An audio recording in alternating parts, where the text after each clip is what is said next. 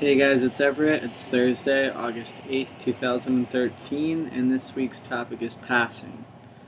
So I'm just going to reiterate what Chase said a little bit about society sucking, and at least for Western culture society, we see gender as very rigid and we put it into two different boxes when it's not. So with male and female, we have masculine and feminine, and when a person has the same amount of masculine and feminine traits, when somebody looks at them, they're perceived to be androgynous and they may not be able to figure out their gender. So, with further analysis or further focusing, they'll take additional features. Let's just use somebody who may be FTM, for example. If you're pretty and you have feminine feminine body shape, and you're wearing masculine clothing, you're wearing clothing that may mask that. um, your hair is cut short, but once you open your mouth, everybody uses female pronouns with you, or maybe they switch. They go from using male pronouns and then you start speaking and then they switch to female pronouns, or apologize about it, or look at you funny. That's society sucking. So there are certain things that are suggested to do in case you want to pass. I don't like the term passing because it implies that you're trying to be something you're not. Um, and unfortunately, this comes up a lot with the trans community, is that you have to try and pass because society sees you as trying to be something that they think you aren't. If you're male, you identify as male, then you're male, and that should be the end of it, regardless of how you identify, and regardless if you are feminine or not. It shouldn't really matter. But society sucks, and I'm sorry for that. With that being said, there are certain things that I used to do before I was on testosterone or just starting out on testosterone, and I have an old video I can link you to where I talked about in depth on clothing and stuff, but I'll just sort of recap that here.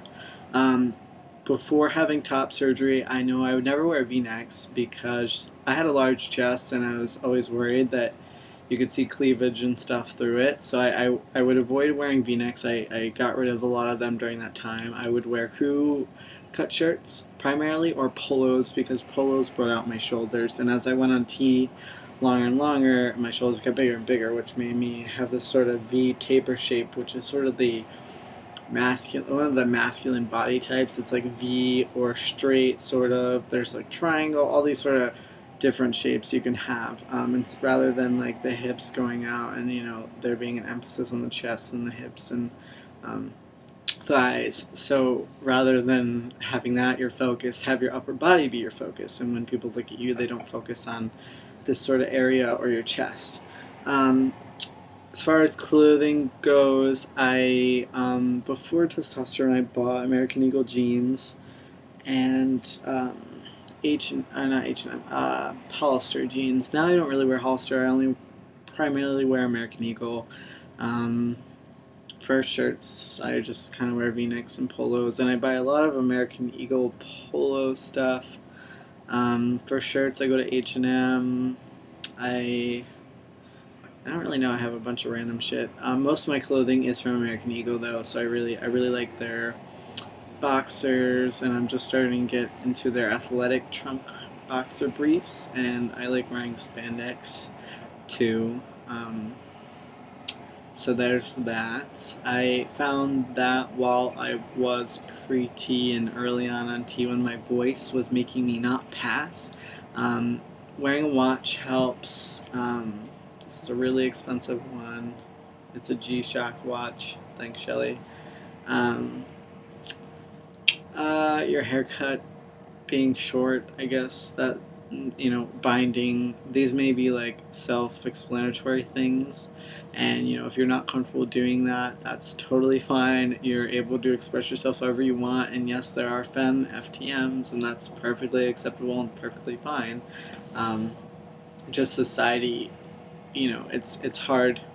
It's really hard when you're trying so hard to get everybody on the same page with you, and you've come out to yourself and you're coming out to people, and you've come out and you think like the worst part is over, but it's really not, because these people are gonna fuck up. They're gonna be people who have no idea you're trans, because they associate these feminine characteristics with being female. So it just sucks over and over and over, being misgendered, being called the wrong name, and it's probably the shittiest part of transitioning. Besides dysphoria, I would say, worrying about passing and not passing is where a lot of my depression came in during my transition.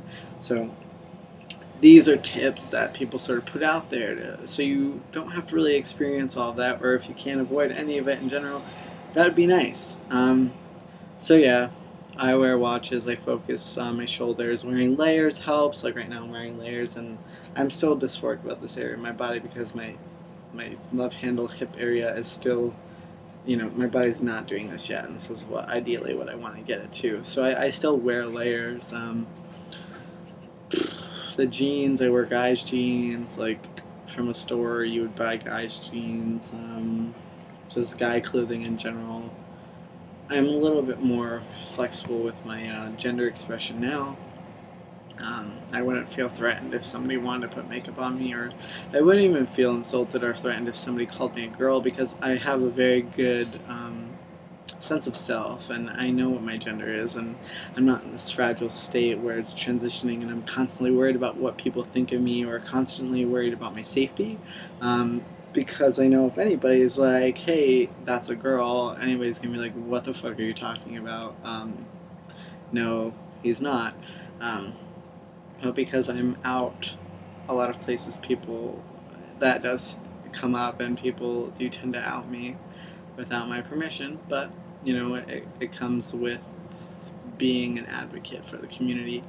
What else can I tell you?